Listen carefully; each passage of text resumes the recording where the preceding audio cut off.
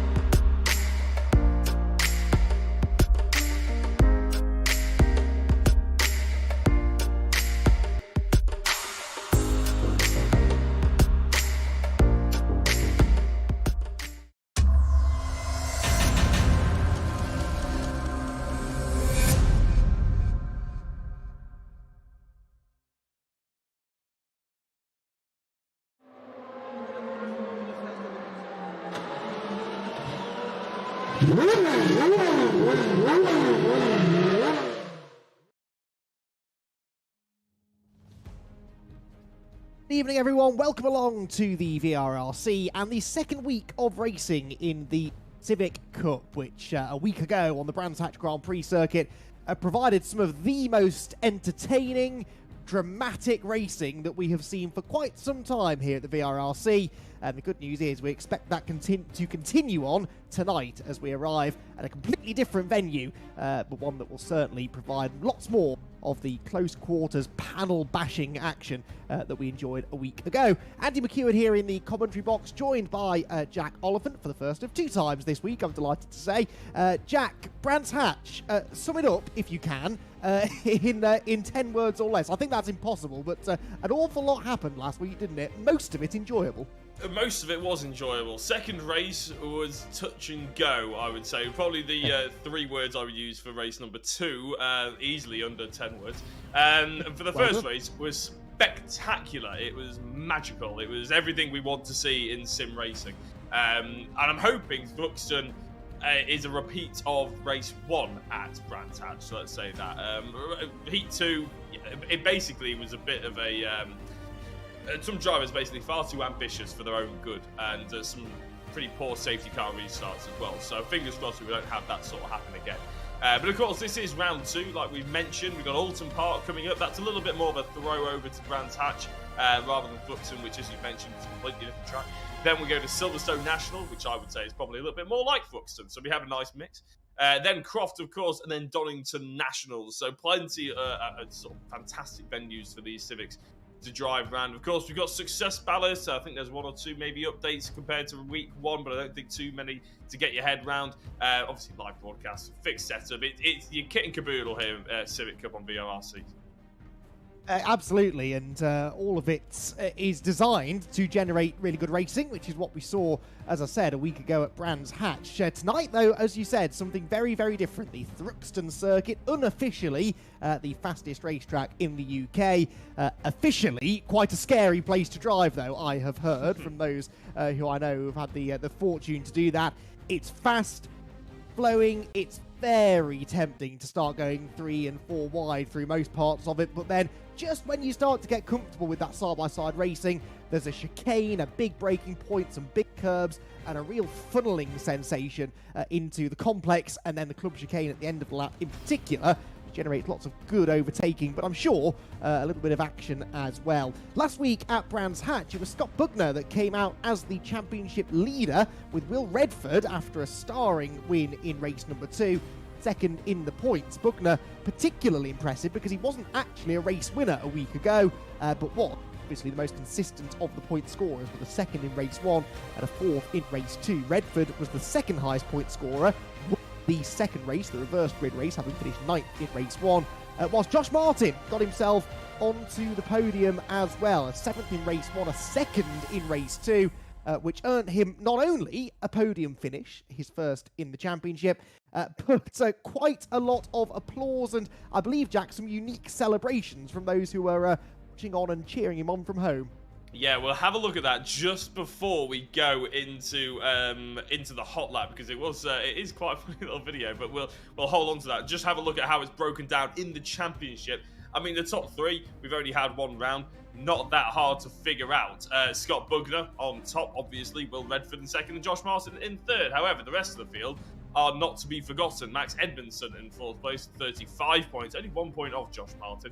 Joel Lask as well in the top 5. Elliot Dalton Ayres for HFT, the top standing HFT motorsport driver, I believe, in 6th position, alongside Max Bird and Jordan Brennan. So those 3 tied on points. Just goes to show how equal this field is, and we were talking about that qualifying and in practice last week at Brands Hatch. I'm looking forward to getting on with the times now. But of course, a little bit further back, some drivers completely out of position. Eric Axelson out just inside the top 10, but Carl Felvers outside the top 10. That's something we weren't expecting. Brad Smith all the way down in 18th. Again, we weren't expecting that. And Chris Shepherd in 23rd and Dave Buki in 24th. So lots of drivers we're expecting to come through the field and probably have slightly better evenings this time around here at Thruxton. Maybe they've done a bit more practice. Maybe they'll just get a little bit luckier. But before we do the hot lap, let's have a look at Josh Martin's friends' celebration of Josh Martin's podium.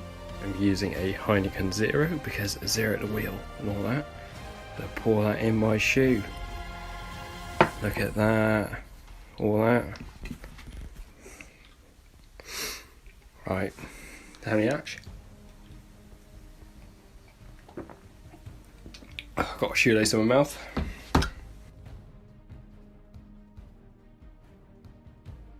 Do you know what? Daniel Ricciardo has an awful lot to answer for, doesn't he? That cannot be hygienic, but we admire the support on show, and goodness only knows what he'll do if he goes and wins a race, which, to be perfectly honest, could well happen, because it was some pretty impressive stuff that we saw from Josh Martin a week ago. And yeah, if he wins a race, we'll have to somehow one-up the celebrations from last time out.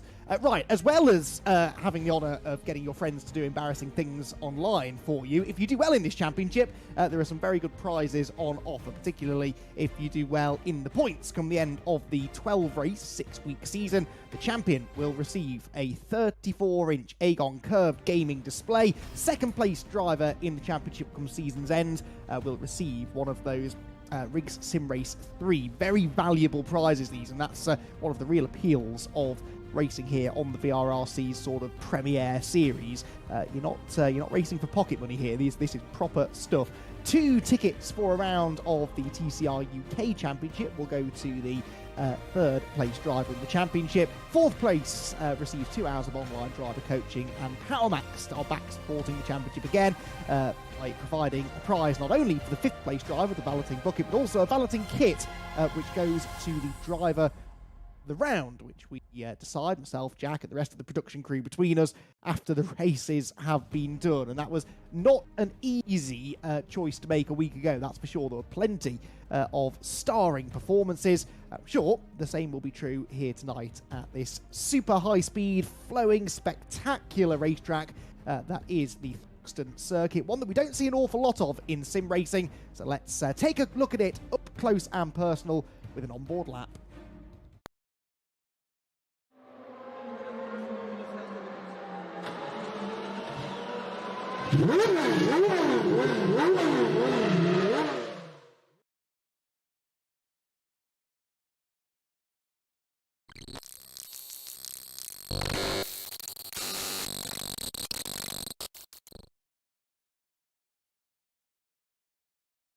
So out of the chicane and across the line here at Thruxton for round 2 of the Maximum Networks Civic Cup powered by VRRC. Completely flat through turn 1, 5th gear just over 100 mile an hour, and then down towards the first complex. Really good overtaking opportunity, nice and early on in the track.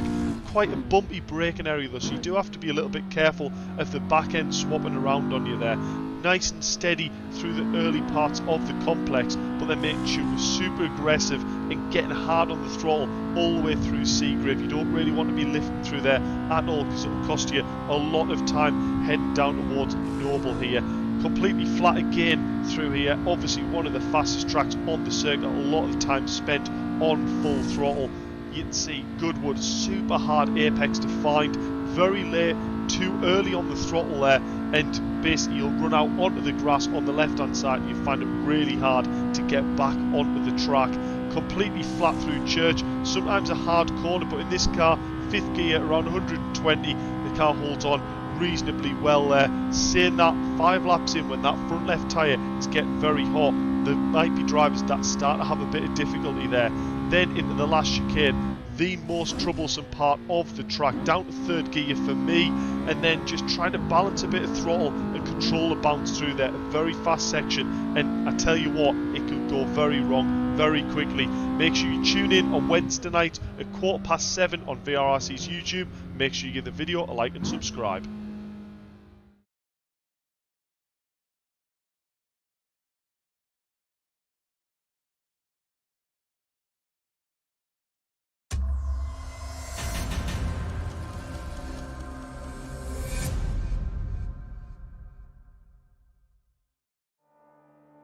So the Thruxton circuit then, we've given it quite the billing. Let's hope it lives up to the expectations. I've got a feeling it will though. It's genuinely one of my favourite racetracks in the country, and a bit of a hidden gem actually. A lot of people who don't watch, for example, the British Touring Car Championship might not even know this place exists, but it always produces thrilling racing no matter what the category is. And I think, Jack, that it's going to be perfectly suited to this One Make Civic Cup Championship. Qualifying underway now, but when we get into the racing later on, I think it is going to be perfect for the kind of racing that these cars seem to produce.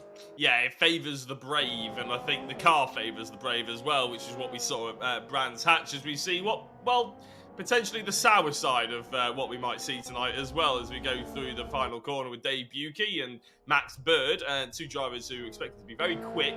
That's Dave Buki's car crabbing really rather dramatically. Unfortunately, though, he can't just spawn back to the pits, and if you're with have watched VRRC for a while, you might know this rule, but if you're new to the Civic Cup, you might not. Each driver, they'll be told to bind a return to pit lane on their keyboard, or you can just press pause and go return to pit lane. But if you do that with VRRC, you retire from the session. I believe you even disqualify from the session. So even if you put it on pole, and then in the 11th minute of qualifying, you transport back to the pits or something like that, I believe you get that pole time taken away from you even. So it's a big thing. We're trying to pull it as realistically as possible here at VRRC. So what Dave Buki will have to do is drive all the way back to the pit to come in, get the repairs done nice and quickly, which will be instantaneous, and then he can get out and start warming his car up again. He has 10 minutes to set another lap, but again, not something you really want to do on your first stint here at Thruxton, because like you said, we've been giving it the billing, Andy. It's very fast. You really do need to get into a sort of good sense of rhythm around this circuit to really maximise the time, and the car will absolutely annihilate its tyres. So getting into that rhythm in practice and just coming into qualifying with no interruptions is really important. Yeah, exactly. You need a very different approach, I think, across the various sessions. A qualifying session round here requires the ultimate bravery and commitment. You just need to absolutely send it, commit to the corners, get the car rotating nicely, which Reese Bell definitely does through at least the second part of that chicane anyway. Get the car slide through the corners, have lots of front grip, maybe a little bit less rear grip actually to help the car rotate. But then in the race, you need to almost resist the temptation to start overdriving, because actually, as you said, in a 20-minute race, you're going to kill the left front tyre on these front-wheel drive Honda Civics. You have to drive with that in mind, I think, especially those that are carrying a little bit of ballast, like, for example, Max Edmondson, who is 4th in the championship, but fastest in this qualifying session for the time being.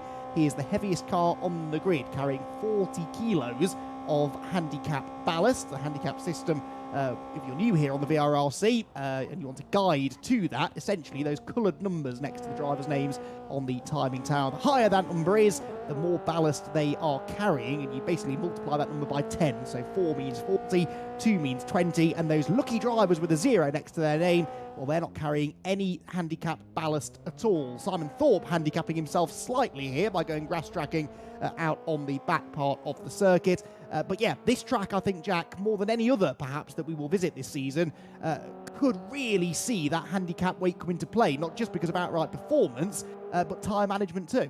Yeah, I was very interested coming into this evening, seeing how Jordan Brennan would get on, because of course he carries 50 kilos of ballast on board, the heaviest driver on the grid, but unfortunately he isn't here. He's off to Brands Hatch in the real world, and is off to watch the touring cars as Mark Hughes and John Jones seem to be going very slowly.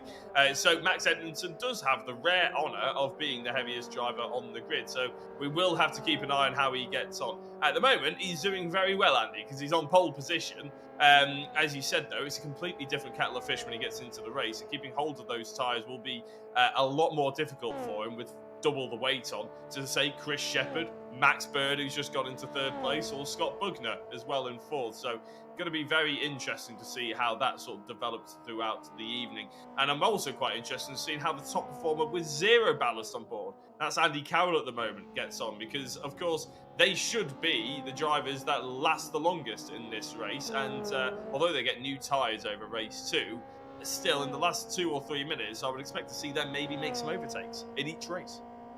I would imagine so, definitely. Certainly if they play their cards right. But of course, the reason that some drivers carry more weight than others is because they are a little bit more experienced. And so in a way, those that are carrying more weight should perhaps be better prepared to save those tyres and to know how to save those tyres over a race run. It's going to be fascinating, that is for sure.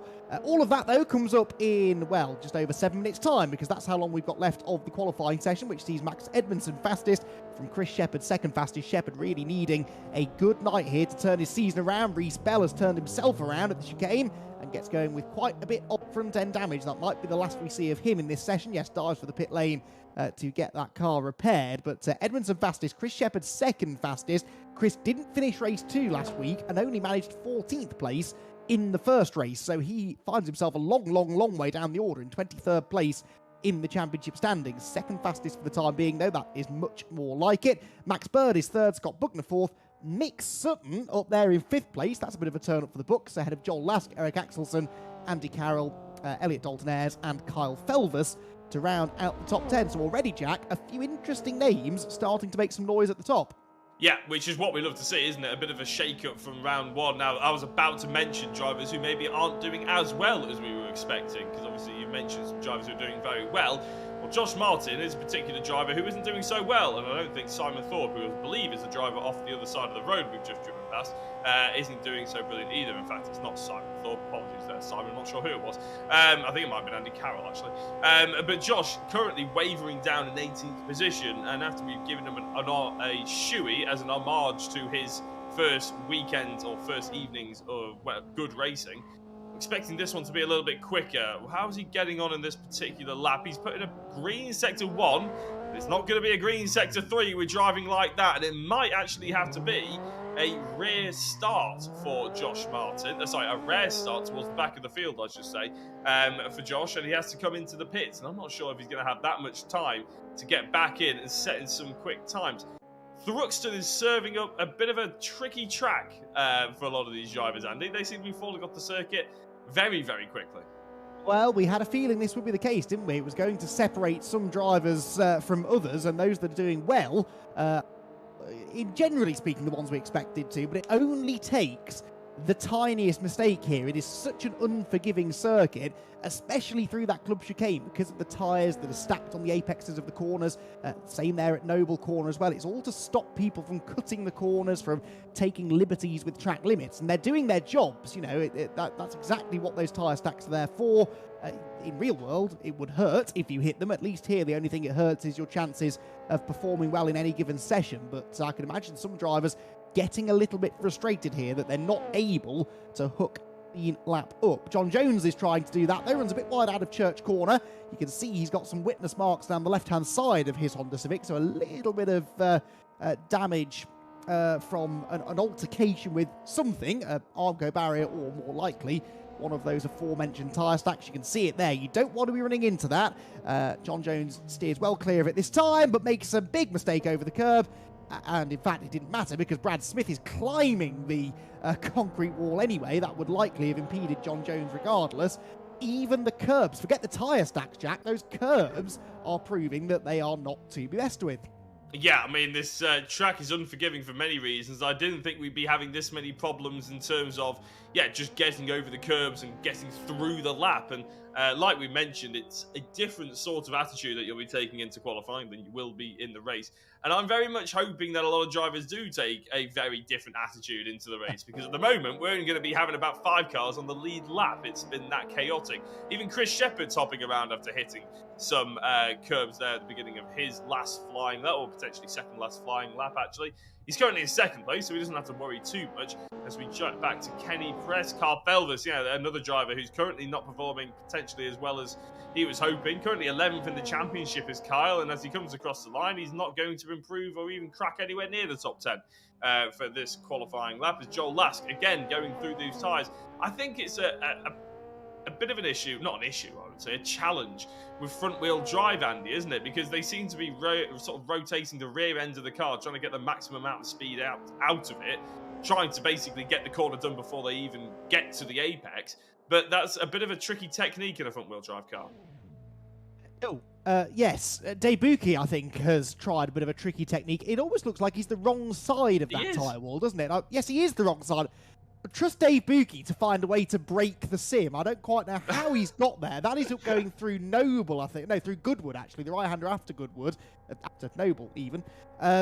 He's a long way off the track and somehow has vaulted the barriers, which, well, we've seen cars do that before, I suppose, at Thruxton. Either way, that is surely his session done, because not only will he be carrying damage, but the car embedded into the tyre wall is going no further. Yes. I echo your thoughts, Jack. I do hope that they're learning lessons, these drivers. They shouldn't really be finding it this hard on their own to negotiate the Thruxton circuit. Imagine what it's like when they're barreling around here battling for position. At the moment, though, Max Edmondson seems like the only driver really to have truly conquered this track, and he goes quicker again by a tenth. Already a quarter of a second to the good in qualifying. He's now 3.5 tenths up, and I think he accepts now that that's the best that he can do. By the looks of it, though, Jack, that's as good as he will need. 3.5 tenths over Chris Shepherd. It's unlikely here that anyone's going to match that. Yeah, I was going to say, I think Edmondson, it's either the best that he can do, or he just doesn't think that anybody's going to survive long enough to go quicker than him around this circuit at the moment. We do have our top 8 out on track. I believe Max Bird was in the pit lane, but has now gone back out. So he's trying to warm up his car and get across the line in 1 minute and 10 seconds. Well, the lap is 1 minute and 23, so I don't think he's going to be able to manage that one. This is Carl Felvis, who, like we mentioned, actually has now cracked into the top 10. He was in 12th a little bit earlier on, and he's gone green in Sector 1. If he can keep it on the circuit through Sector 3, Carl Felvis might see himself improving a substantial margin. He's 4 tenths off pole at the moment, but that is still good enough to put him roughly around the top 5, so he could jump up the order here, Carl Pelvers. Lord knows his championship needs it. It's got off to a bit of a rocky start. Yeah, best result of 6th out of the 2 races at Brands Hatch, a 12th in race 1, rattles over the curbs through the club chicane. That looked pretty perfect, actually. Didn't get too close to the tyres, doesn't run wide on the grass on the exit, crosses the timing beam, and jumps 1 position from 10th up to 9th place then, and a gain in time of about a 10th and a half or so that time, so he gets into 9th place, just behind a really close battle going on for 5th. Look at that, Andy Carroll, Scott Buckner, Joel Lask and Eric Axelson covered by about 3/4 of a tenth of a second, 0.075. That is remarkably close between those 5. They might not be on the front couple of rows of the grid, but it promises some really close action in the mid-pack as the races get underway. Max Edmondson on provisional pole position has taken the checkered flag. So too have the 2 drivers closest to him on time, Chris Shepherd and Max Bird. Mick Sutton still going, I believe, in 4th place. Andy Carroll has crossed the line in 5th. John Jones comes out of the club chicane. He was 16th. That now becomes 17th with an improvement from Reece Bell. And then Jones gets it all back again and actually goes one better, goes 14th fastest by the end of the session. A good effort that for John Jones to move up several places. He qualified 19th a week ago, doing significantly better this time as Scott Buckner goes significantly better as well and jumps onto the front row of the grid. He's still 3/10 off pole, but that was a really good late effort. Yeah, and that was very impressive by Scott Buckner, who was one of the drivers we were tempted to try and give driver of the day to last time out, but the fact that he came away with the championship lead probably meant that was prize enough for him. Let's face it, he might be able to get the driver of the round this time round. We'll have to keep an eye out as Dave Buki has managed to separate himself from the tyres, get himself away from the marshals and get back onto the circuit. I've absolutely no idea how he ended up there, and I have no idea how he got out of there, but he is, so we're lovely to see Dave Buki back, even if his front end isn't quite attached in the way it should be. Yes, he's had an interesting session, I think we can say that, especially given the fact that he's actually not doing that badly. 11th fastest is not a bad effort, all things considered, and certainly an improvement, I would say, on what happened to him last week, where he qualified 15th and then goes off the chicane, just as I started to say nice things about him. But Dave Buki, nonetheless, will be the last driver to cross the line, and he will start 11th for the first race, which is coming up in just a few minutes' time.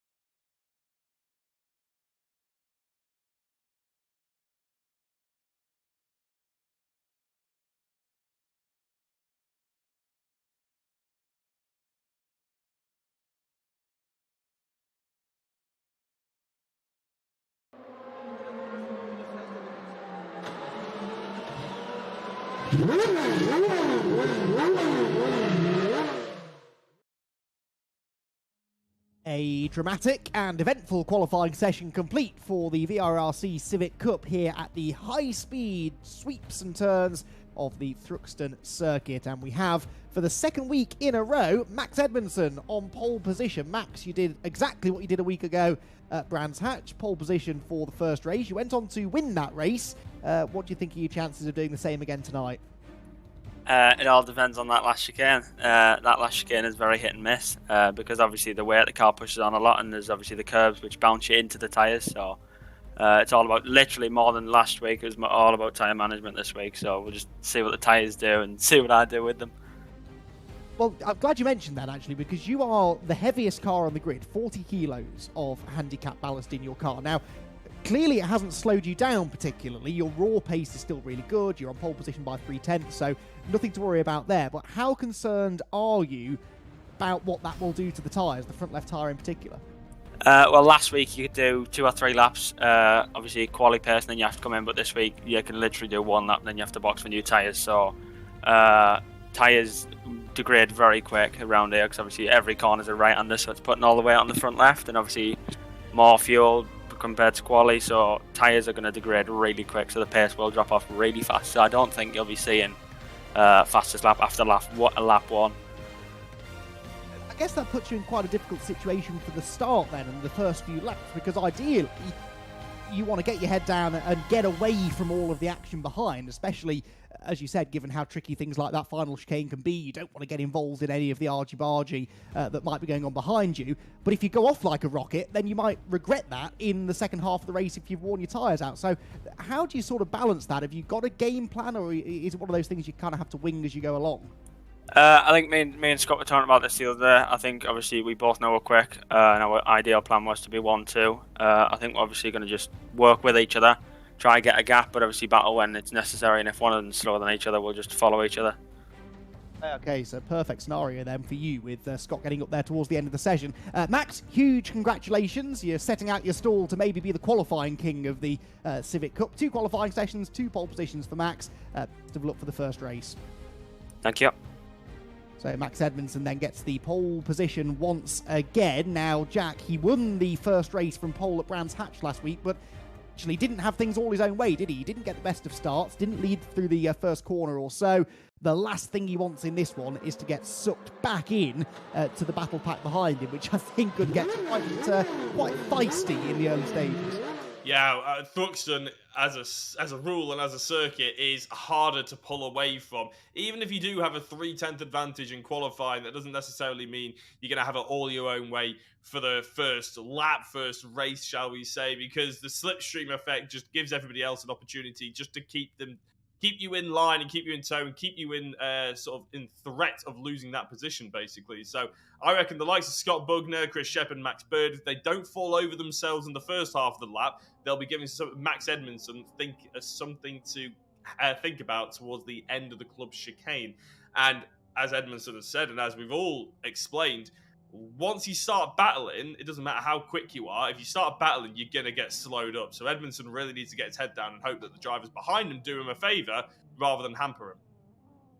That's the plan. Will it work out that way? Well, we're about to find out, because round number 3 of the VRRC Civic Cup here from the Thruxton circuit down in virtual Hampshire in the UK is about to get underway. The very bright red lights come on the starting gantry, and when they go out, we're racing for 20 minutes. Max Edmondson on pole, Scott Bugner alongside him. The lights go out, they roar towards the first corner. Even start really for most of the top 4 or 5 on the grid. A lot of the shuffling coming behind them. Edmondson then leads them through Allard for the first time and up towards the complex 4-lap one, with Scott Bugner literally pushing him up the hill. Talk about working together. Some real teamwork there as they hit the brakes now into the complex, and up the inside goes Bugner for the race lead. I'm not convinced that was in the script. They're side by side through Campbell, through Cobb, then into the final right-hander at Seagrave. Is Bugner going to go through? Yes, he does. So Bugner gets the lead then with Edmondson down into second position. Max Bird there in third, and one car off further back. Despite that, though, Jack, a relatively clean start. Yeah, it's Elliot Dalton Ayres as we see another change for the lead as Max Edmondson retakes it, but only temporarily as they go through Noble, and Scott Bugner is on the inside. Max Bird watching this with a mighty amount of interest, I'm sure, as they're heading towards Church now. This will be a bit of a scary place to go on the inside, but Max Bird is clearly feeling very brave, and I'm not sure I would be the same sort of bravery on lap 1, going up the inside of Church on Scott Bugner. Luckily, they sort of pull out of it, because I think that could have been a big crash as Edmondson heads down towards the club chicane, leads the field, but that's not been the story of this entire lap 1. Scott Bugner hunkered into his boot of the rear of that Civic, but he doesn't outbrake him into the final chicane just yet, so it's still Edmondson, Bugner, Bird and Sutton, the top 4. Right, hold your breath, everyone. Does everyone get through the chicane? They're all sort of coming out the other side. No, we've got a bit of a collision further back, but actually that could have been a lot worse. More contact on the exit. John Jones goes around. Paul Laramie, I think, was involved in all of that. Kyle Felvers delayed as well, but that was a bit later on, I think. Felvers diving for the pit lane. That is a big shame for Kyle Felvers. Things just not working out at all for the HFT racing driver, and he is in the pit lane. Right, change for second here, excuse me. And Max Bird gets ahead of Scott Bugner. This will do nothing at all for the plans of Max Edmondson and Scott Bugner to work together, because Max Bird separates them. For the time being, it helps Edmondson. He's broken away as a result of their battling, but will Bird now have the pace to go after the race leader? I was going to say, realistically, Edmondson will probably be quietly thinking that's quite a good thing for him personally and this race, because he's already got over a second gap between himself and Bird, and Lord knows Bugner will be very intrigued to get past him and get back into second place. We got then Mick Sutton and Chris Shepherd, who are also very interested in the mix. So 4 drivers fighting for second place. Arguably, it might even be 5, as Joel Last gets very close and people going very close to off the circuit. Mick Sutton, but I think that's Chris Shepherd bouncing along in the background. Indeed it is. So Chris Shepherd goes down to 5th position. Just be thankful that he's still in this race. Bugner pushing Max Bird into the final chicane, maybe pushing him a little bit wide as well, missing the apex as Bird, as Bugner trying to do everything he can to get past and back into second. It's an old NASCAR technique that pushed them down the straight, then they arrive at the corner a bit faster than they were expecting, and I think that's what happened. Max Bird outbraked himself, and look, it costs him not 1 but 2 places. Bugner back into second, Sutton third. What a drive this is from Mick Sutton. I have to say, really impressed with Mick's pace here. Had a 10th and a 13th at Brands Hatch. He's now in 3rd place, but on the receiving end from some contact there from Max Bird. Shepherd takes advantage to get up the inside as well, and Max Bird dropping like a rock in this race. 3 wide into Seagrave. That's never going to work. Around the outside goes, who was that? That was Joel Lask, I think, wasn't it? Almost round the outside of both of them in that black car. Has to settle back in line behind Shepherd and Bird. That was brave. It almost worked. But Joel Lask very much a part of this fight now. Eric Axelson and Andy Carroll as well, getting their elbows out and their wing mirrors scuffed as they go through some of the fastest parts of this circuit, completely flat out. The majority of Thruxton, as we see Joel Laskoff on the outside, Max Bird on the inside of Chris Shepherd, who's trying his best to muscle his way back through. They're all trying to muscle their way back through as Joel Lask just about gets back on the circuit before church. That's going to really hamper him going towards the club chicane. He's going to be nowhere near this fight anymore unless they keep holding each other up, which, by the looks of this, they're going to for the next 15 or 16 minutes. Eric Axelson right on the back bumper of Max Bird now, who, like you said, has not had a brilliant start to this race. I'm sure he won't be wanting to watch this one back. But at the moment, he's actually gone straight into the front end of a spinning Chris Shepherd. Scott Bugner gets into the back of, I believe that was Max Bird as well. And there was chaos there, Andy. And that's sort of what we half expected here at Thruxton at the final chicane. That's exactly what we feared. Andy Carroll, you can see there, trying to do a 3-point turn to get back on from the grass, but that has absolutely ripped apart that battle from 4th place on back, really. Joel Lask survived it into 4th. Dave Buki, who literally needed a new ticket to get back into the track halfway through qualifying, is up there in 5th place.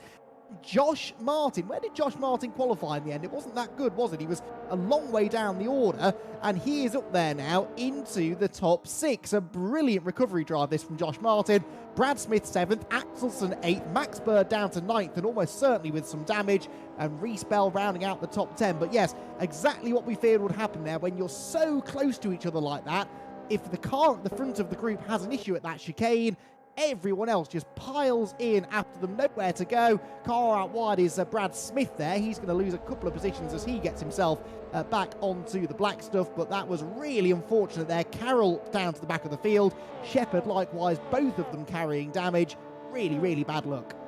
Yeah, and Thruxton proving there that although, yes, you can follow drivers, and yes, you can get into the slipstream, you really do need to be experienced in doing that, because I was doing a little bit of Nürburgring action in MX-5 at the weekend, and you can do it on your own, and you can sort of learn the track on your own and everything, but as soon as you're into someone's slipstream and you try and follow them through, all of a sudden you're arriving at the corners 1 or 2 miles an hour quicker than you were before, and even though you were on the white line, you were on the edge on your own in qualifying or in practice.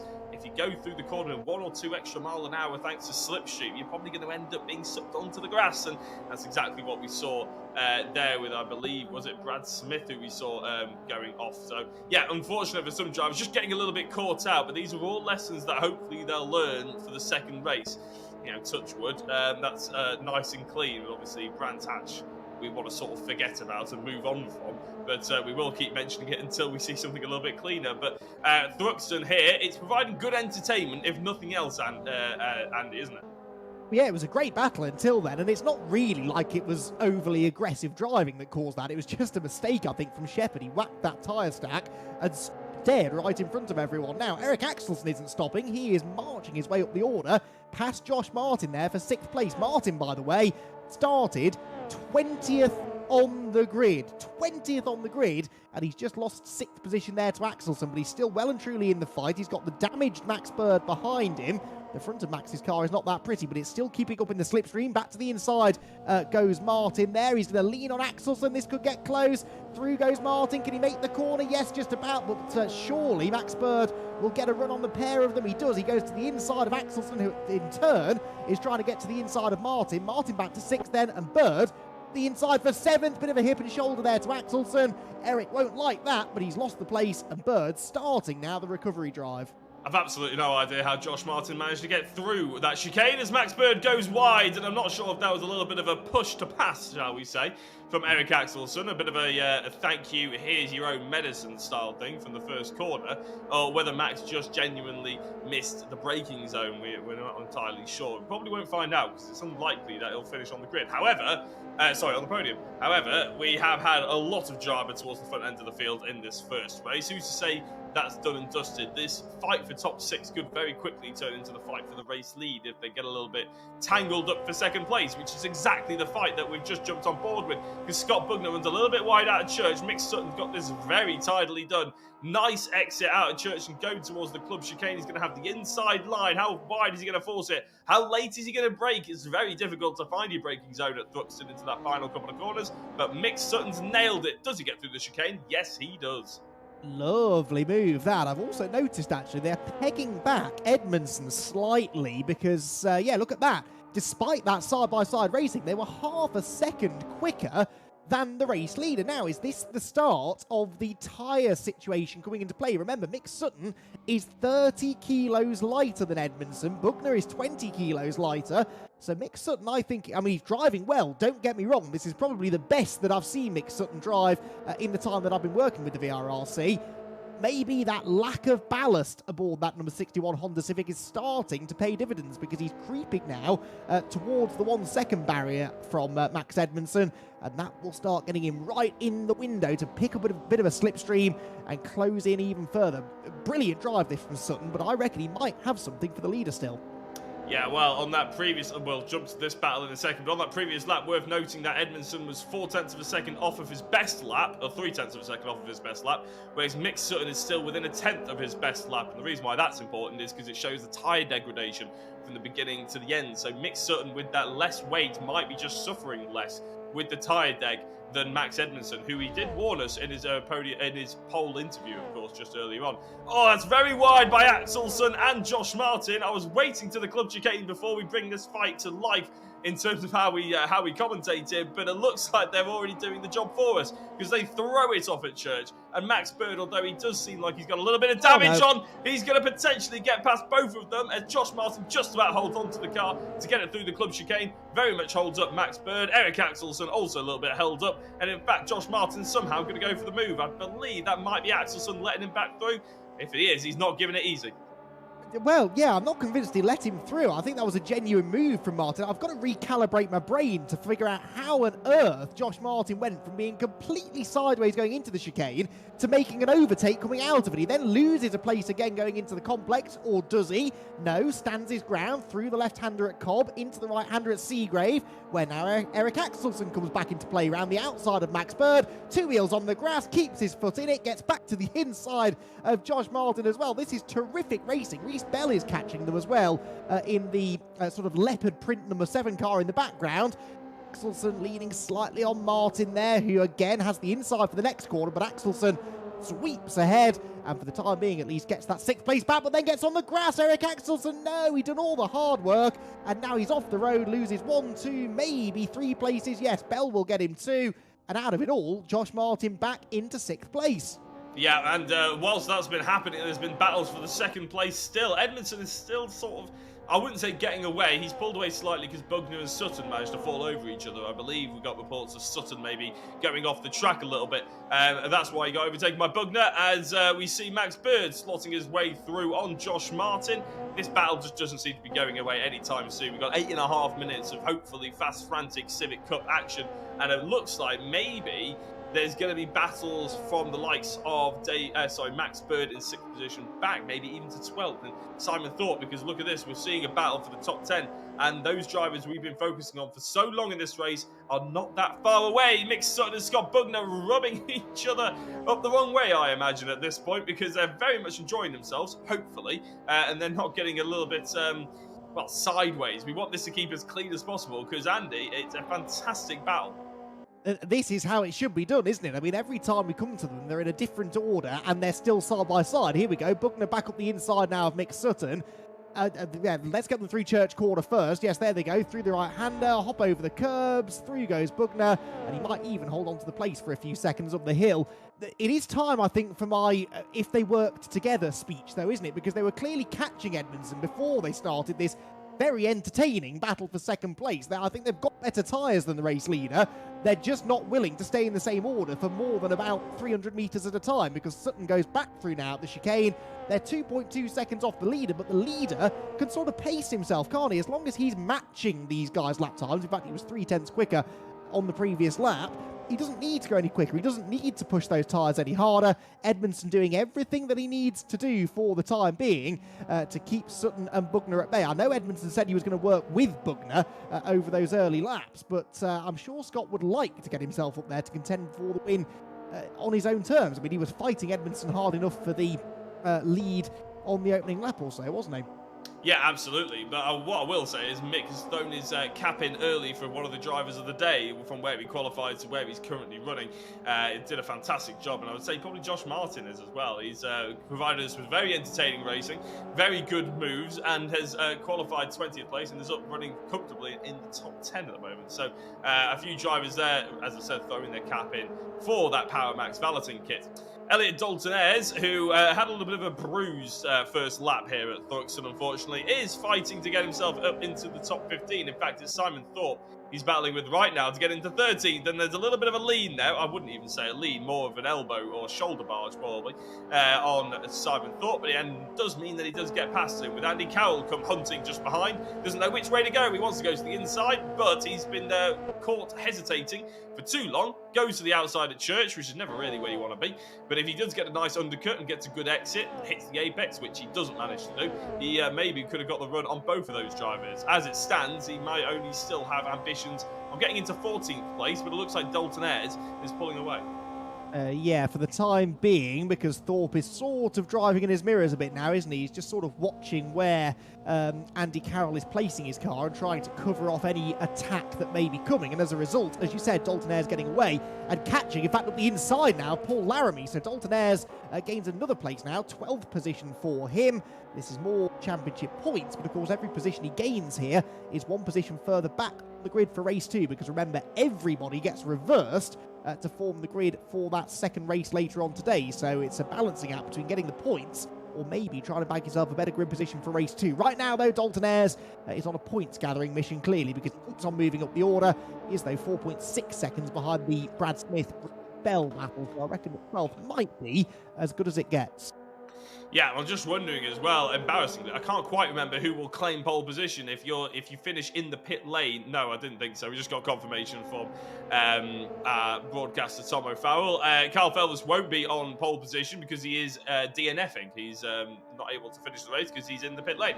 However, Chris Shepherd, who's been ballistically quick in qualifying and shown real good pace, will be on pole position for race number 2 as it stands, because he's currently last out of the front runners, or out of the drivers that will finish this race, sort of thing. So Chris Shepherd, I'm sure, will be eyeing up a race 2 victory if he can get his hands on it. Josh Martin, Max Bird still battling it out with Eric Axelson just behind by the looks of it. Now these 3 drivers have been going at each other for about 10 minutes now, Andy, and they're not really any closer to figuring out who's going to finish where. They're really not, are they? No. Nor, I would say, are the race leaders, because Mick Sutton, we don't have to cut to it just yet, but he's only 1.4 seconds now off the race leader, and he's shaken off Scott Bugner behind him. Andy Carroll. Wow, that was a close moment for Paul Laramie, who Carroll got into going through Allards, the first corner. And Laramie displaying some good car control there to keep hold of the car, keep hold of 13th place. But Andy Carroll, having been on the or involved at least in those shenanigans at the chicane early on in the race, really wanting to try and get his way back up the order. But he looks again to the inside through Seagrave, can't quite get there, so they head towards Noble, still in 13th and 14th places respectively. But yeah, keep an eye on that timing tower to the lead gap, which is continuing to come down. Now, 1.2 seconds. They're going to be going on to their 13th lap this time, I believe, aren't they? So, is there enough time here for Sutton to catch the race leader? I think there is, because he takes another couple of tenths out of Edmondson through the final chicane. It is clear to me, Jack, that Max Edmondson does not have as much tyre grip available to him at this point of the race as Mick Sutton does. That weight, that ballast, really starting to take hold.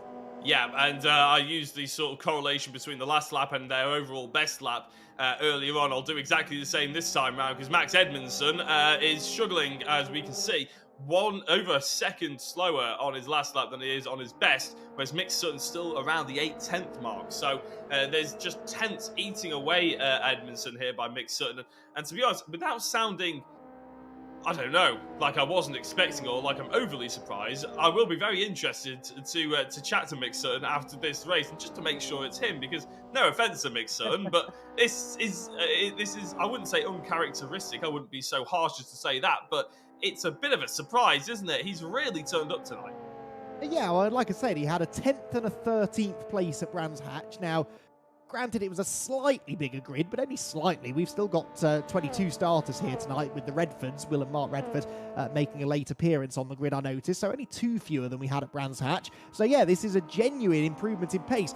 Thruxton brings this out in drivers, though. There are some people out there who really are Thruxton specialists, and Mick Sutton clearly is. He's so good on the brakes into that club chicane, really closes in on Edmondson. Might have been a bit too late on the brakes that time, though, because all of the time he caned on the way in, he loses on the way out. Now, interestingly, they crossed that finish line there with about a minute and 27, 28 left on the clock. They're lapping in the 125s, so at that rate, they've got 2 more laps here to do. That is good news for Sutton. That is terrible news for Max Edmondson. That's 2 more laps of the Thruxton circuit that he and his front tyres need to survive.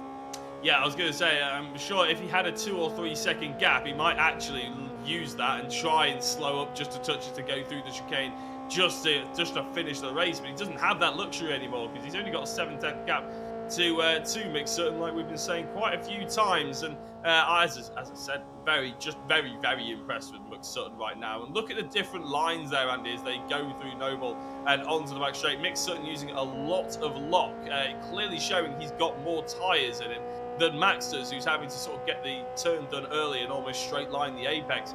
As they go through Church, it's down to about 6 tenths of a second, but there you go, Max Edmondson running very wide. Mick Sutton's eyes will light up.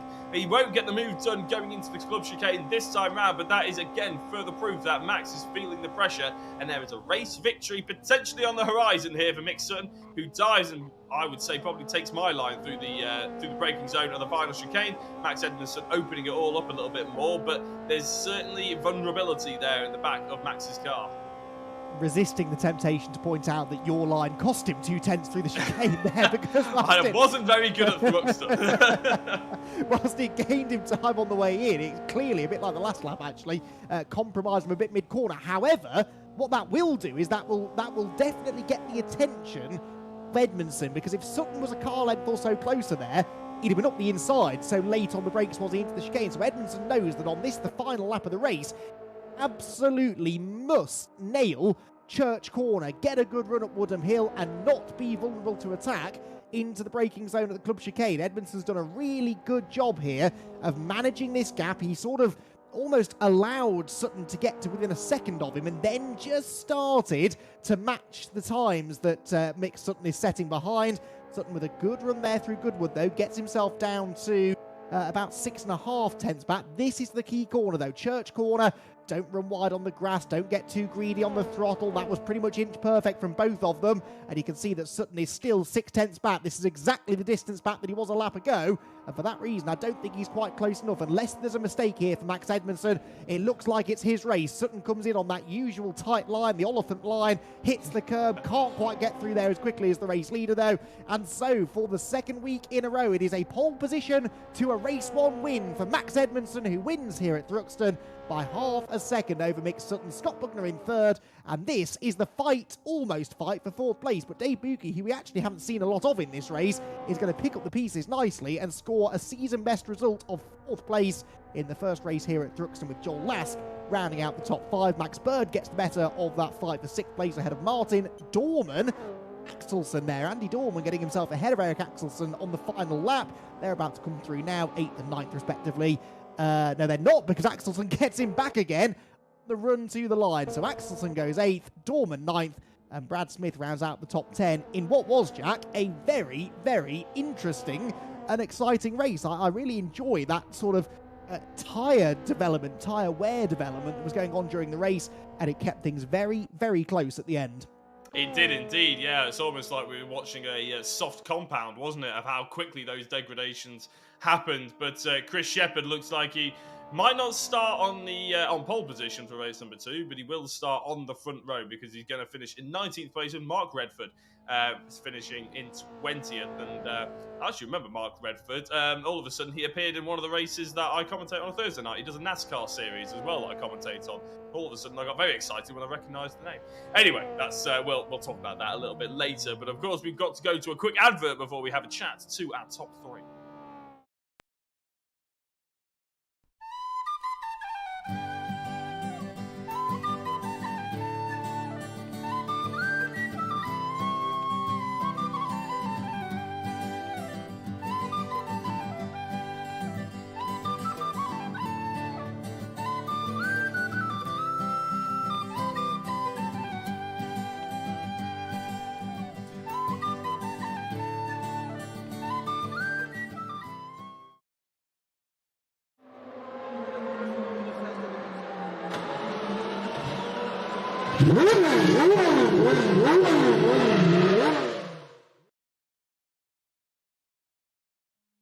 Well, the Thruxton circuit delivering everything that we expected it to there. Lots of good close racing, a really fascinating battle towards the end of the race for the race win. And we can hear from the drivers who made it onto the podium in round number 3 of the VRRC Civic Cup right now, because for the second time tonight, and indeed the second time this season, it is Max Edmondson on top with a race victory, race 1, from pole position. I was going to say, Max, that all of that went pretty much according to the script, but 2 or 3 lead changes on that first lap of the race between you and Scott Buckner, I wasn't necessarily expecting.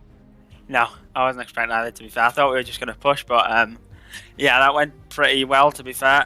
Everyone behind me was just scrapping, and I just got my head down and drove off, but Mick was really quick at the end with the tyres. Fair play to him. So yeah, well done to Scott and Mick.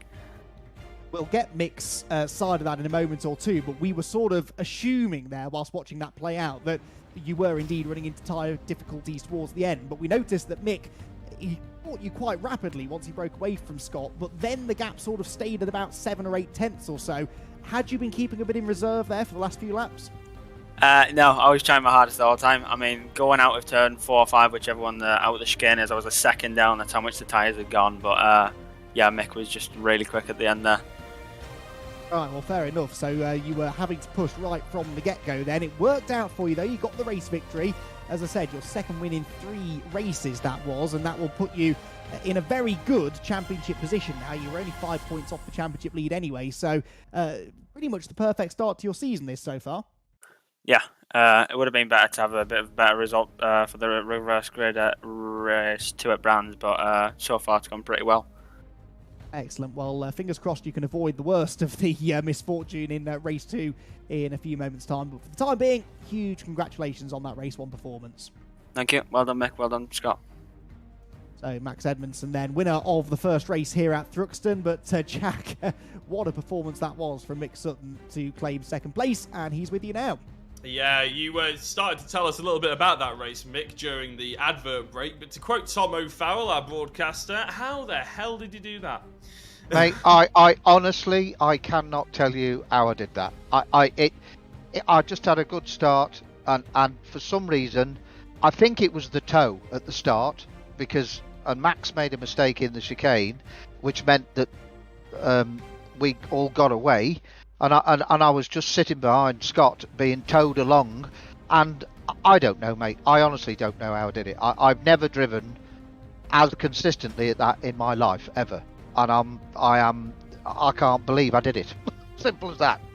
It looked very quickly. It looked inevitable at one point, the last sort of like 5 minutes leading, once you stopped fighting with Scott, that you would catch up to our winner, who was, the mind has completely gone blank, Max Edmondson. But then the sort of last 2 laps there, he sort of lost a couple of tenths of a second. Did he just lose the momentum or lose the tyres or something? You couldn't. To be honest, I couldn't. I couldn't believe where I was. That's what it was. I've never have I raced. I mean, I've had a couple of podiums in other championships with VRRC, but I wasn't expecting. I was just, I think, a whole set of luck that just happened to come together for me. What's going to happen in this reverse grid race, I have no idea, because I didn't have to do many overtakes in that race because I was just towed along.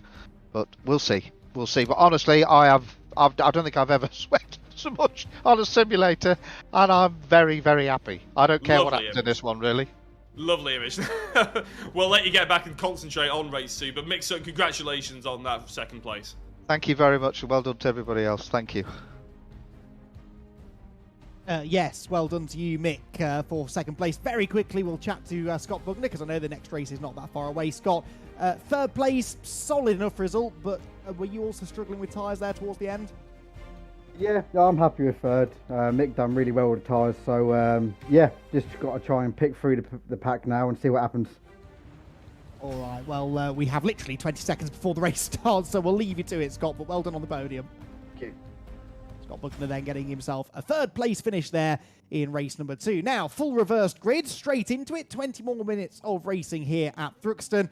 And it's Mark Redford, who so nearly won this equivalent race a week ago at Brands Hatch, who is on pole position alongside Chris Shepherd, who needs a good result to turn his championship around. Red lights go out. We're away in racing for the 2nd time tonight here at Thruxton. And it's a good start made by, again, both of the front row starters, Kenny Press and Paul Laramie 3rd and 4th.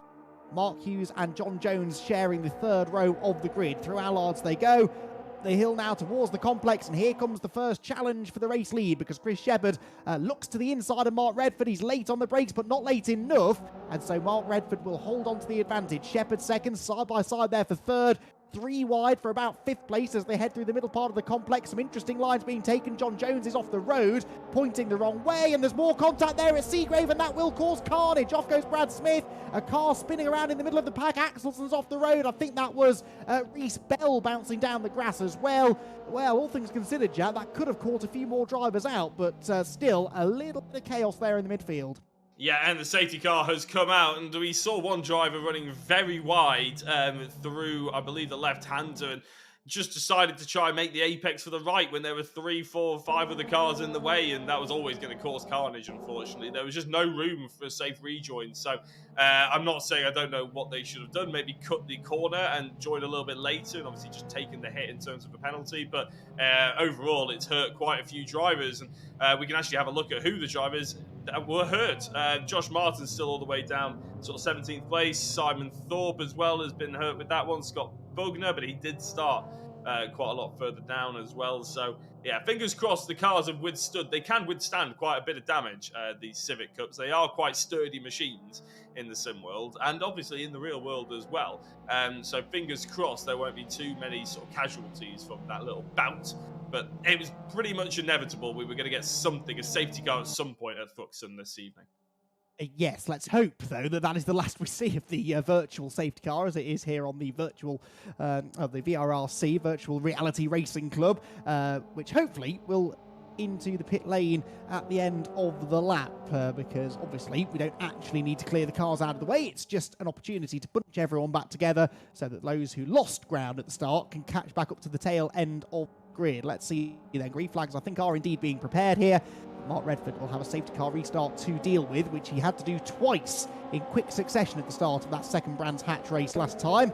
Out of the chicane we go, and yep, green flags flying once again. So Mark Redford gets the race back underway. Chris Shepherd 2nd, side by side for 3rd, and around goes Paul Laramie. That's a shame. He was in 3rd. He's in the middle of the road now, pointing at 90 degrees through the direction of traffic. Thankfully gets that number 1 car out of harm's way. Didn't quite see there, Jack, whether he pushed or whether he was pushed or whether he jumped. But either way, that takes Laramie out of contention. That's a shame.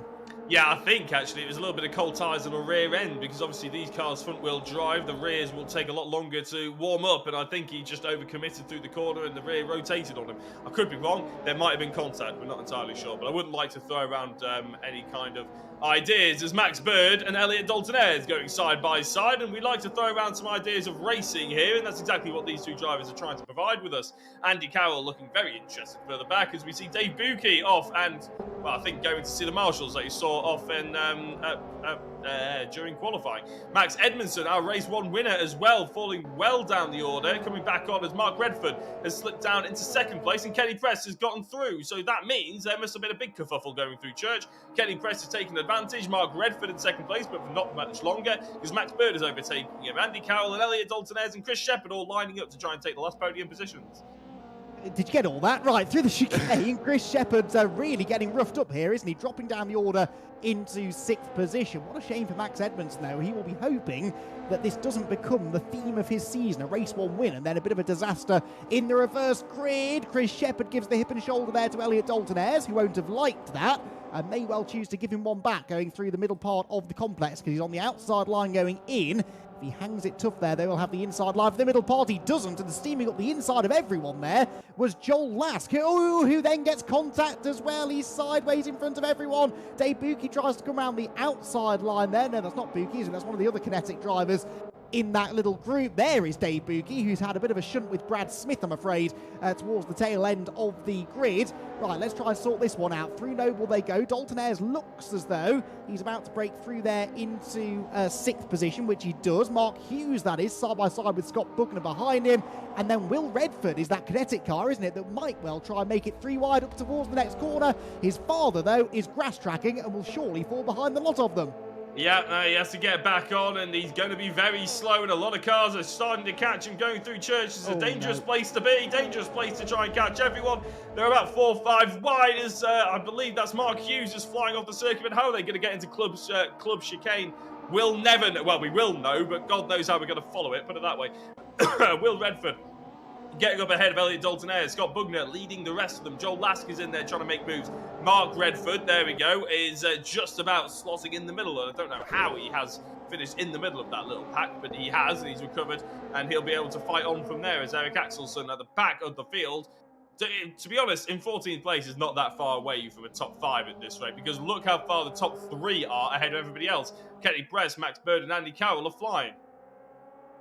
Round of applause to all of them, though, for getting through that chicane in one piece, because I, like you, would have put money on at least 2 of them ending up in the tyre wall, but that didn't happen, so really good driving there to sort that out and get it back to single file. Max Edmondson's race, I'm afraid, is going from bad to worse. Did he tangle with Simon Thorpe? Not sure, but Simon's certainly recovering from an incident at the same part of circuit. Right, this is for the race lead. Max Bird, Kenny Press. Kenny Press is going to be the Mick Sutton of this race, I think, isn't he? It's fair to say that we don't often get to see Kenny Press up here fighting for race victories. Yes, it's a reverse grid win, but he's hanging on to the coattails here of Max Bird, and we know how quick Max can be in these cars, so this is an impressive performance from Kenny, and indeed Andy Carroll, very much going with them in 3rd position. That's not a good place for contact. Carl Felvers into the back of Mick Sutton, who then gets another serve from Josh Martin, that was, wasn't it? So 2 bits of contact at the fastest bit of the track, and somehow Sutton hangs on to it. Yeah, if he was actually in the car, I think Mick Sutton would be a bit battered and bruised with that, and potentially have a little bit of whiplash, because there was a lot of action sideways and then front and back as well from the likes of Felvers and Josh Martin. Felvers is the driver that actually lost out in all of that. I think he's a very clean and fair racer, is Kyle. He knows exactly when it's his fault, and we saw that at with him and Mark Redford at Brands Hatch, where he held his hands up. He accidentally knocked Mark Redford off after Redford looked like he was probably going to take a podium in race 2 in that reverse grid. Unfortunately, Kyle made a little bit of contact through the GP loop, and it finished Mark Redford's race, really. I think he finished at around 10th place, but Will actually, Kyle actually gave up a load of places to let Mark back through, which is very impressive. Right, back forward, and this is the 5 of the top 10. This is between Mark Redford, Josh Martin, Carl Felvers, and Mick Sutton. So, again, we're almost roles repeat, and lap after lap, we're seeing the same names in the same sort of fight. How long can it last? I'm not sure, as Mark Redford gets shown the left-hand side of the circuit, ends up rally crossing yet again, and for, I think, the 5th time today, finds himself on the grass in this race number 2. 3 wide into Church Corner, Mick Sutton on the inside and manages to get past Carl Felvers, Andy Dorman, and Josh Martin gets overtaken by Axelson. Josh Martin nearly got taken out by Eric Axelson there, or somebody anyway, because there were 2 cars. One of them was Martin making contact into Church Corner. They both arrived at the corner completely sideways. Somehow, by the way, Max Edmondson, you were on board with him there briefly as he overtook Reese Bell for 13th place. Somehow, he is on the tail of this group, which means that he's within touching distance of a top 10 finish. And from a championship perspective for Edmondson, that would be very, very useful indeed. If he can get himself into that top 10, or some decent points at least. It might not be a podium, but at least some decent points towards his championship challenge. That would be good news indeed. Mark Redford, I'm afraid there's no good news for him. He's off the road, as is Dave Buki, who's playing a little bit hot and cold tonight, isn't he? That brilliant 4th place in race 1, but he'll be looking to break any further up the order than 20th with a broken car in this one. You mentioned championship, though, and drivers who are doing well, scoring good points. Actually, Scott Bugner is a driver I'd want to be. He's currently 2nd in the championship after that race 1. He was 2 points ahead, 2 points behind Max Edmondson. And if it finishes like this, we'll wave the checkered flag at the end of this lap, Scott Bugner will actually be scoring a heap of amounts of points to take that championship lead back ahead of him. Mick Sutton and Elliot Dalton-Ayres. Elliot on the inside, Mick on the outside, and I think just touched the grass going through just before they entered Church Corner. It means Eric Axelson will probably get the move done going towards the chicane yet again. So although Mick was absolutely flying in race 1, maybe in the traffic it's a little bit of a harder course of action for him, but he's still doing a bang-up job, I would say, in 10th position, and giving us a lot of entertainment, I would say, tonight. No, he absolutely is. This is very entertaining stuff in the midfield here, side by side. Edmondson on the attack again. Up the inside this time of Andy Dorman for 11th place. He's got the inside line. He's over the curb. He's almost into the door. He is into the door of Dorman, who is sideways, collects him back the other way. Onto the grass goes Edmondson. Dorman somehow saves it. Brilliant car control again. He exits stage right across the grass. No, that's Edmondson on the grass, excuse me. So I thought Edmondson had gathered that together. Careful on the rejoin, Max. That was like a scene out of the World Rally Championship, that. The car nosediving into the ground, and that will have done the already damaged Honda Civic absolutely no good at all. But that, again, was a really high-speed bit of contact. You just can't have that casual contact here in the same way that you can get away with it at some of the slower tracks. If you start touching each other at these speeds, it is going to end in tears. Yeah, and even though front-wheel drive is a little bit more forgiving than rear-wheel drive when it comes to a little bit of contact here and there and a bit of door banging and all that sort of thing, you're absolutely right. We're so on edge. We're basically on the edge of the tyre wall and the edge of the grip constantly here at Thruxton that just the tiniest little nudges just end up catapulting basically someone into a tyre wall. I think we've seen a lot of incidents so far today. I'm actually quite impressed with how little have actually ended in pure DNFs. We only had 2 DNFs in race number 1. We have 3 here so far in race 2, which obviously isn't ideal, but I was expecting about 10 in each race. So I would be fairly impressed if these drivers are able to carry on here in the Civic Cup. So fair play to them, and obviously fair play to the car as well, because clearly it's quite a sturdy bit of kit. Eric Axelson just ahead of Kyle Felvers, and these 2 drivers, once upon a time, were probably championship contenders, especially in the Porsche Cayman Cup that we actually had about a month or 2 ago, Andy. And it's unusual to see them fighting to stay in contention for top 10s. Yeah, certainly Kyle Felvers, from what we saw in the Cayman Cup even just a few weeks ago, he was up there contending for the championship, wasn't he? So yeah, a little bit odd to see him just not quite getting to grips with front-wheel drive, and I think he'd be the first to admit that front-wheel drive isn't necessarily his cup of tea, and that's fair enough. It is a very different driving style required for a front-wheel drive tin top than it is for a rear-wheel drive sports car or GT car. So yeah, not necessarily going to see the same drivers excelling from one championship to the other. Now, Max Edmondson, don't ask me how, is into the top 10 now because he goes up the inside of the star of the show in race 1, Mick Sutton, and that rather delays Mick, so it means that Josh Martin also now gets the run on him and gets 11th place away too. So Mick Sutton fading down the order, but Edmondson closing up, and that's Will Redford in the tyres. Will Redford from 5th place is off the chicane. Another one who falls victim to those very, very sturdy tyre stacks at the club chicane. A real shame that for Will Redford, who arrived here, let me remind you, second in the championship after that brilliant drive to a race victory in the reverse grid race a week ago. He's not going to be able to repeat that, though, here at Thruxton, unfortunately. He's out of the top 10. Yeah, I don't think a driver of the round is a Valeting kit is going to be going Will Redford's way, unfortunately, tonight. But at least he has had one so far in this championship. So, yeah, you get your good days, you get your bad days. And for Will, this has been one of the bad days, unfortunately. Some drivers would probably say that they have more bad days than good days. But the likes of Dave Buki, I'm sure, probably not overly impressive. 3 bad races and 1 good one so far. He's probably due a little bit of luck later in the championship. Carl Felvers still struggling to get past on Eric Axelsson here. This is the fight for 7th position. One of the closest that we've got on circuit. This is another one of the closest we've got on circuit as well with Reese Bell. And I believe that's obviously a damaged Will Redford who just can't seem to keep it on the track at the moment. That'll be a mixture of things. 1, probably a damaged car. And 2, obviously a little bit of dirt on tyres as Axelsson goes offensive very, very early on Kyle Felvers. I think we can all assume where Axelsson's car is going to end up. It's going to be right on that inside line as he actually goes to the middle, hits the braking zone, keeps Kyle on the outside, and potentially invites Max Edmondson to come and have a little bit of a pop at Kyle's car, but it's not happening just yet. But you can see in the rear view mirrors, Edmondson is hunting them down. Tell you what, I know he's been involved in a couple of incidents in this race, but hasn't Max Edmondson recovered well from that? Through Allard's corner he goes. He's in 9th place. He's been off the road at least 3 times in this race that we've seen. He's got damage to the front of his car and now goes on the inside of 2 people. That's never going to work, surely. Well, he gets past one of them, gets past Kyle Felvers. He almost got into the side of Eric Axelsson, actually. That was so late on the brakes. But he does manage to separate these 2 for the time being. Out through Seagrave they go, and he once again starts to get the overlap on the green Honda Civic of Eric Axelsson for 7th position. Round the outside at Noble, though, is a brave place to try and go. It's flat out pretty much in these Honda Civics, and he manages to keep his foot buried to the floor. And to the inside now, into Goodwood corner he goes. He leans on Axelsson slightly.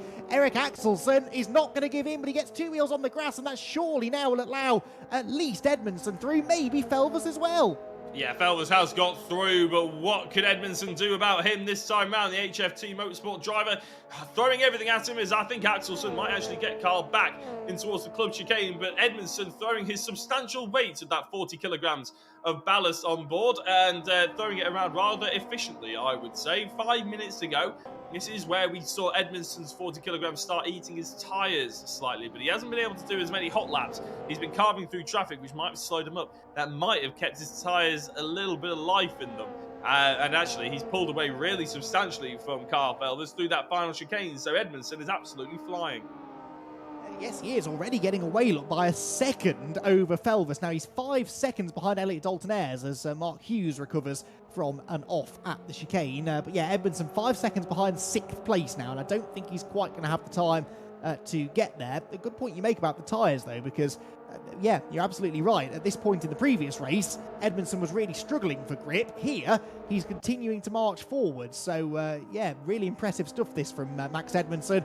From the back of the grid, a couple of incidents, at least, and he's up into 7th place now. That's Reese Bell with a good bit of car control. It loses him some ground to the cars with whom he was fighting, but manages, I think, to hold on to 13th place there, having gone off, going out of the complex. Down towards Church Corner we will go once again.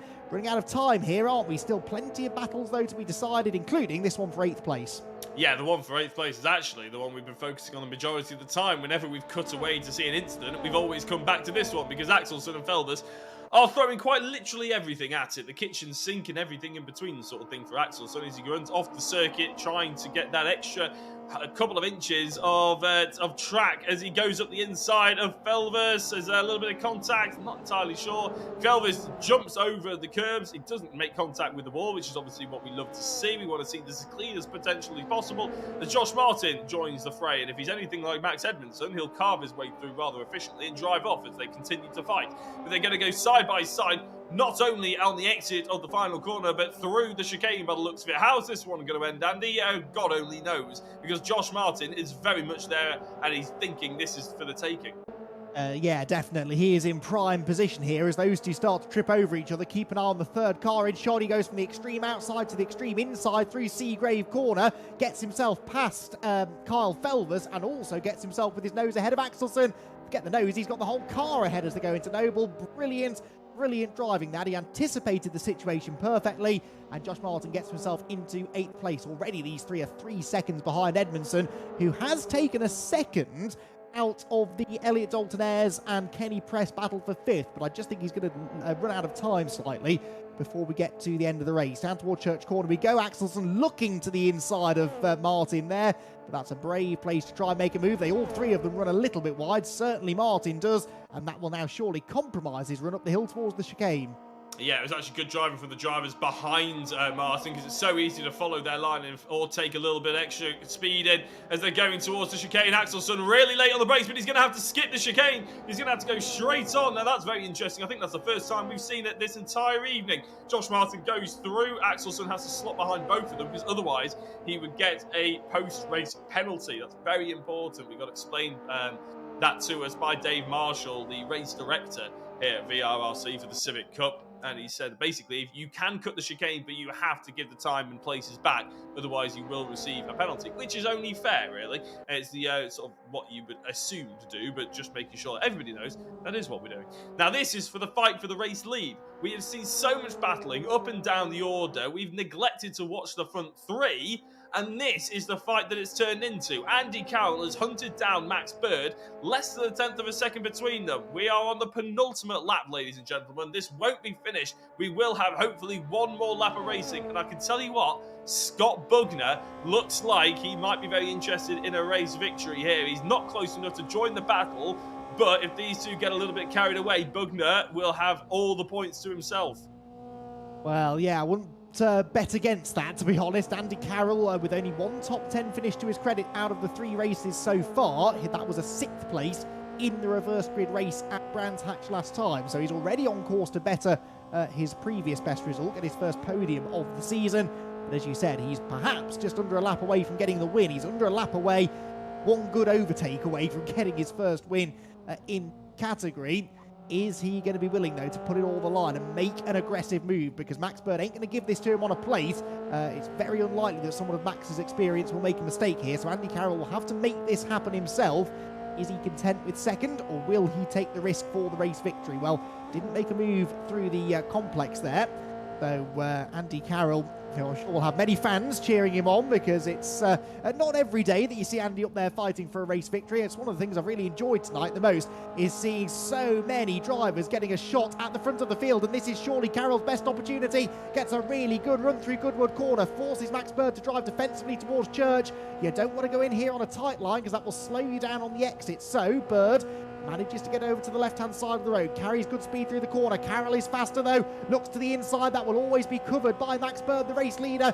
It is side by side for the race lead into the final braking zone of the race. Carroll on the outside, Bird on the inside line. Max Bird has led pretty much all of this race, but Andy Carroll, with 20 kilos less in the car, saved his tyres for one last run at him. He's not going to get there, though. It'll be second for Carroll. It'll be a race win for Max Bird, who crosses the finish line now to get his first podium of the season, and it's a race victory to boot. Andy Carroll, likewise, his first appearance on the podium in second, with Scott Bugner in third. Joel Lask fourth. Elliot Dalton Ayres will come through in 5th place. 6th for Kenny Press, who will be 7th. That's going to be a drag race to the line, because it was a slightly scrappy run there for Josh Martin, and almost it's Felvers on the inside. But for 8th place, it's Martin. 9th place is Felvers, both of them behind Edmondson in 7th. And Eric Axelson rounds out the top 10. Well, Jack, another supremely close run to the finish there. Can we have every round at Thruxton, please? I've really enjoyed the 2 races tonight.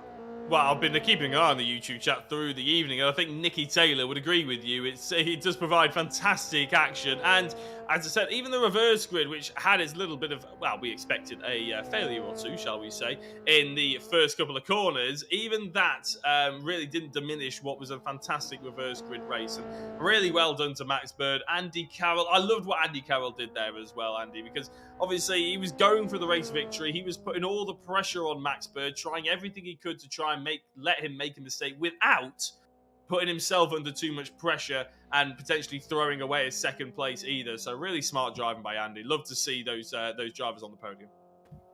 Absolutely brilliant race, that. Very entertaining and clean as well throughout, at least at the front of the field. It was, though, Max Bird who came out with the race victory only just, and he, along with the other 2 podium finishers, joins us now in the commentary box. Max, huge congratulations on the race win. First time we've seen you on the podium this season so far.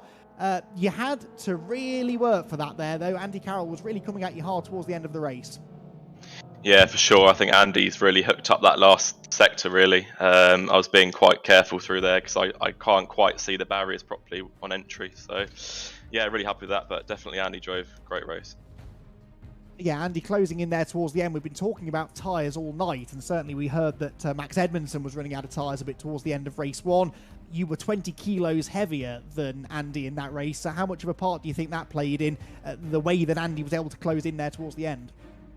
Yeah, obviously it means he's got a little bit more straight line speed, but obviously the added weight on my car obviously affects the tyres as well. So I think Andy drove a great race, and I was really pushing for that one.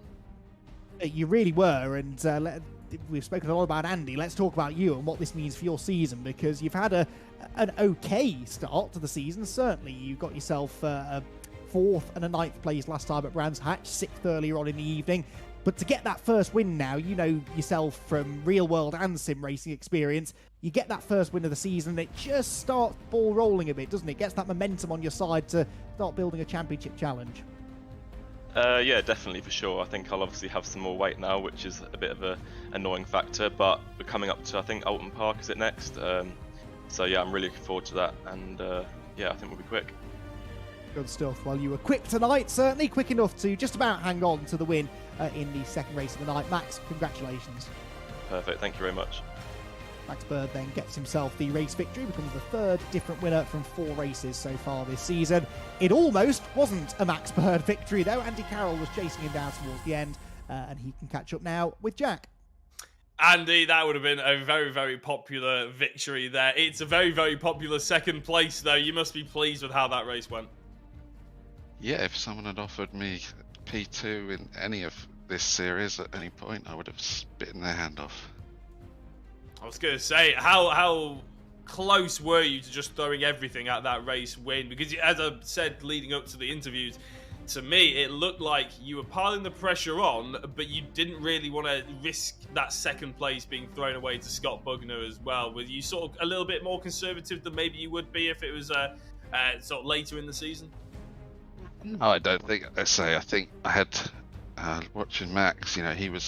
I was able to brake a lot later into the first chicane, so I was sort of gaining a lot of time when in there, and it was just didn't have enough speed coming into that last chicane. It's hard to really get an overlap once he's gone defensive on the right hand side coming into the last chicane. There's not a huge amount you can do other.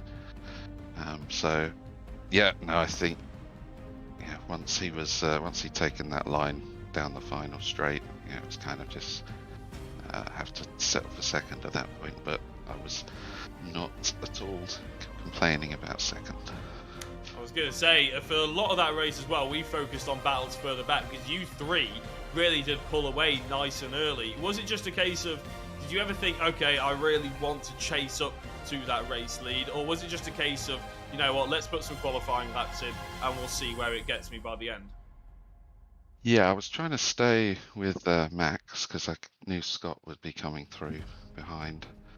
So I was just trying to stay in his draft and sort of follow him around. And then, yeah, just towards the end of the race, the extra weight he was carrying obviously had a big impact on his tyres, so I was able to close up for those last few laps. But yeah, no, the plan was just to try and keep up with him for as long as possible.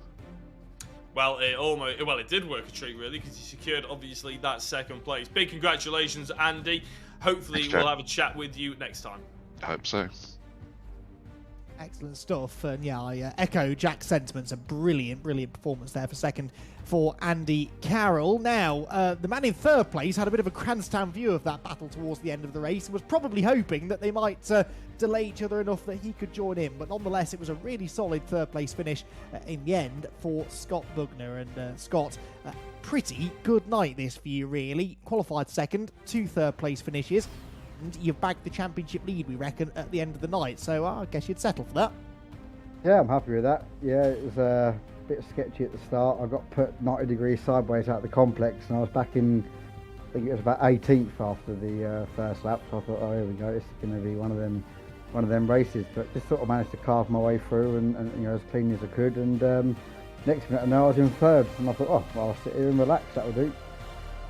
Yeah, I was going to mention that because there was so much kicking off there at the start. You were lucky to survive the moment that you did have, and from that point, you just get your head down and start overtaking people, I guess. And we saw you pulled off some really nice moves along the way. There's almost less to lose in that situation, isn't there? When you've already been tagged sideways and survived, well, you may as well just get stuck in from then on. Yeah, exactly. Yeah, you know, it was sort of, you know, angry driving, but you know, being as clean as possible. You know, and yeah, I tried to do it as clean as I could. You know, a little bit of rubbing here and there, but that's motor racing, and yeah, managed to come through to third. You've been Mr. Consistency, really, so far. You have not yet finished any worse than 4th place in a race, but you also haven't won a race yet. So, I mean, consistency can win championships, but I'm sure you'd like to try and get yourself on the top step of the podium next week, wouldn't you? I'd like to, yeah, but it's a long game. You know, I've been motor racing for years, and I've lost it in the last race, and you just need to stack the points where you can. And you know, I saw Max was down in sort of 16th or 17th at one point, so I thought, well, get my way through and try and sort of gap him as much as I could. Well, all things considered, a brilliant night of racing. 2 third-place finishes, including that dramatic start to race 2 that you survived. So we've got our heads together and come to the decision that you are the worthy recipient of our Driver of the Round award for tonight. So the Power Max Valeting kit on its way to you for the good result in race 1, and then that really good fighting drive in race 2. So well done for that. Scott Bugner then, 3rd place in both races, takes away, we believe, the championship lead from Thruxton and the Power Max Valeting kit as well. A good night's work for Scott Bugner. And, well, that is the end of the racing action then here tonight at Thruxton. Let's see what that all means for the championship standings. And yes, we got our maths right. Scott Bugner is indeed the points leader by 5 points over Max Edmondson, who, for me, was actually second in line for that driver of the day, because he won that first race despite carrying all the weight. And then how many times did we see him off the road in race 2? He still managed to bag some good points in inside the top 10 and leaves Thruxton second in the championship. 6 points then clear of our most recent race winner, Max Bird, with Joel Last 3 points further back. Josh Martin still doing well in 5th ahead of Elliot Dalton-Ayres. Mick Sutton moves into the top 10 now. Will Redford 8, Eric Axelson in 9th, and Andy Carroll rounding out that top 10 with everyone else filtering in behind. An interesting looking championship table, that, Jack, as we head towards the next rounds of the championship. Not necessarily the order I would have predicted a couple of weeks ago. Jack, that shocked at the way that they... Oh, sorry, I was on mute. My apologies there, Andy. I thought I'd stunned you into silence there, Jack. The whole racing had stunned me into silence. So, I was actually going to point out that a few drivers are still out of position. I would probably say Dave Buki, realistically. I mean, he's had 3 bad races and 1 good one. And that good one shows that he should be a lot further up the order. He's just been a bit unlucky. And obviously Chris Shepherd as well, somehow still down in 23rd position with 17 points. He's been very quick and actually started on the front row of race 2. So again, one of those drivers that you just think, how on earth is he not higher up, sort of thing. So yeah, going to be very, very hotly contested championship. Very much looking forward to seeing how the series plays out. But we very quickly, before we go, we obviously have to point out a few things that are happening at VRRC. So here we go. Obviously, you know the kit and caboodle now. You know the spiel. Forza Horizon 5, you casual sim racers out there who enjoy Xbox and just sort of like just chilling out at the end of an evening maybe of hard-fought competitive sim racing. Down at the bottom right, you've got Assetto Corsa. Now that is the championship that you've seen today, which of course is the Maximum Networks Civic Cup and run by VRRC. We've also got the Bridge to Gantry Challenge as well. The BMW M240i is the car and the Nordschleife is the track. Very, very difficult. I think it's the Tourist Harton, I think is how it's pronounced. So I could be saying that horrifically wrong. But that's got a fantastic, I think it's AOC monitors that are all the prizes for that one. That looks really cool. Time Attacks as well in a, I think that's an LMP car, prototype car. I can't pronounce the actual name of it. That's around Barcelona. So the JSP3, if anybody out there knows what that is, around Barcelona as well. There's actually monetary prizes for that one as well. And then there's the Fun Cup as well, which at the moment is the BMW M2. I believe they've got Interlagos, or maybe actually Road America coming up this Saturday. So that, and the Fun Cup is actually free to race as well. So if you're into it and you're sort of interested in what's going on in VRRC, but you don't want to commit to buying a membership or going into this main championship, the Fun Cup in the BMW is a fantastic little championship that you can just go and enjoy it and see how you get on compared to a lot of the other drivers that you see. Then you got a set of course Competizione and Dirt Rally 2.0 as well. Equally, they've got endurance races on Competizione, and they've got weekly stages in Dirt as well. I believe there's iRacing as well coming up with VRRC. There's loads of stuff that you can get involved in. So head over to virtualrealityracingclub.com. Normally, we send you to the Discord, but actually we're sending you to the website this time around, so you can get a better understanding and a better overview of everything that's to do with the VRRC, and then you can join the Discord knowing a little bit more sort of thing. So head over to virtualrealityracingclub.com for all your virtual reality racing needs. Beautifully done, as always, Jack. Yes, indeed, head over there to see how you can get your own little slice of the racing action. Well, we had plenty of racing action here tonight at Thruxton.